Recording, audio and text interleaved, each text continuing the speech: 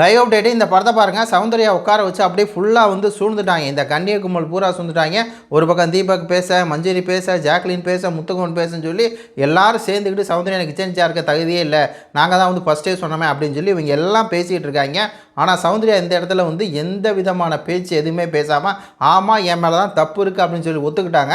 அந்த இடத்துல அவங்க ஏன் அப்படி ஒத்துக்கிட்டாங்க அப்படின்னா அதையும் பார்த்துடலாம். ரெண்டாவது இவங்க எல்லாம் என்னென்ன பேசுனாங்க அப்படிங்கிறதையும் நான் வந்து சொல்கிறேன். இந்த மாதிரி தீபக் வந்து சொல்கிறாரு, இதான் சௌந்தர்யா சொன்ன குரலை வந்து ஒசத்தி சொல்கிறார். இதான் சௌந்தர்யா சொன்னேன், நீ வந்து கிச்சன் இருக்க தகுதியே இல்லை அப்படின்னு சொல்லி. அப்போ சொல்லும் போது நீ கேட்கலாம், நான் பண்ணிடுவேன்னா அப்போது உனக்கு பண்ண முடியாது நாங்கள் சொன்னோம்ல. இப்போ அதே மாதிரி தான் நடந்துருக்குது, உன்னால் பண்ண முடியலையில. பொருள் அதிகமாக இருந்தாலும் பிரச்சனை வரும், கம்மியாக இருந்தாலும் பிரச்சனை வரும், ஆளுக்கு பிரிக்கணும்ல, அதை நீ வந்து பிரிக்கலையில அப்படின்னு சொல்லி இந்த தீபக் என்ன பண்ணுறாருன்னா சௌந்தர்யா மேலே ரொம்ப அப்படியே கொடூரமாக தாக்குறாரு. ஏன்னா இந்த ஆள் வந்து கண்ணியனோட செம்பு அப்படிங்கிறனால கண்ணியனுக்கு ஒன்றா இந்த ஆள் வந்து குதிச்சிருவான் அப்படிங்கிற மாதிரி பேசிட்டு இருக்காரு தீபக். இன்னொரு பக்கம் மஞ்சரி வந்து கிச்சன் இன்சார்ஜ் இந்த பதவியில் இப்படி இருக்கணும், நாங்களும் இப்படி இருந்தோம் அப்படின்னு அது ஒரு பக்கம் ஆரம்பிக்குது. இதில் சௌந்தர்யா என்ன சொல்கிறாங்க அப்படின்னா, இங்கே இருக்கவங்க எல்லாத்துக்கும் தெரியும் எவ்வளோ எடுத்துக்கணும் அப்படின்னு சொல்லி மனசாட்சிப்படி எல்லாத்தையும் எடுத்துக்கிட்டு இருக்காங்க. அப்படி இருக்கும்போது இந்த ஒரு தப்பு நடந்துருச்சு, அதை ஏன்டா பெருசாகிறீங்க அப்படின்னு சொல்லி சௌந்தர்யா வந்து கேட்குறாங்க. உடனே அதுக்கு இந்த கண்ணியப்பை என்ன சொல்கிறான் அப்படின்னா, அதுக்கு தீபக் வந்து எதாவது பதில் சொல்லுவார். இருனேன் நான் சொல்கிறேனே அப்படின்ட்டு.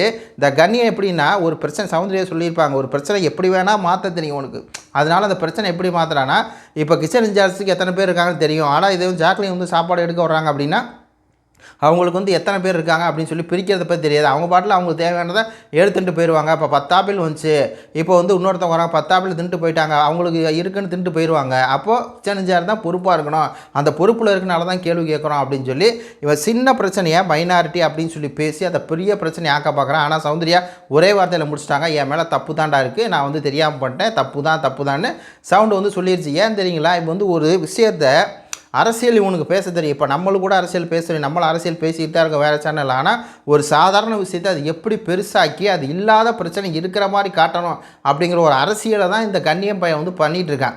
அவங்க என்னென்னா இந்த இது இருக்குது, பன்னீர் மட்டன் மசாலா இருக்குது, அது ஜாக்லின் சொல்கிறாங்க சாப்பிட்றான் அப்படின்னு சொல்லி அதை சாப்பிட மாட்டாரான். இவர் தனியாக வெஜிடேரியனுக்கு மைனாரிட்டிக்கு இவர் செஞ்சு கொடுக்கணுமா.